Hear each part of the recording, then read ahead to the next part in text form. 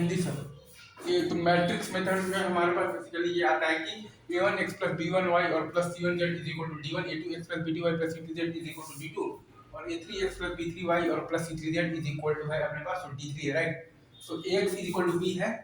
एक मैट्रिक्स है बेसिकली आपका a1 b1 c1 a2 b2 c2 a3 b3 c3 a है बेसिकली आपका a1 b1 c1 a2 b2 c2 a3 b3 c3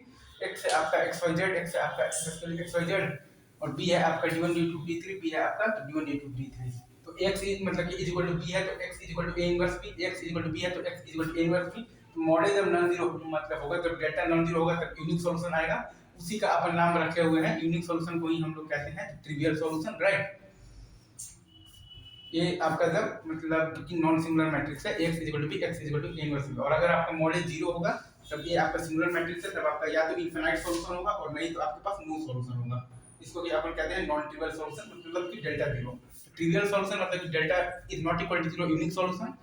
और delta is equal to zero मतलब कि infinite solution या फिर नो सॉल्यूशन उसका नाम होता है अपने पास नॉन ट्रिवियल सॉल्यूशन। तो ax is equal to b x is equal to a inverse b ये होता है आपका a1 b1 c1 a2 b2 c2 a3 b3 c3 का मॉड। ये होता है आपका basically a1 b1 c1 a2 b2 c2 a3 b3 c3 का मॉड। x होता है आपका x y z basically x होता है आपका x y z और b होता है आपका d1 d2 d3 होता है d1 d2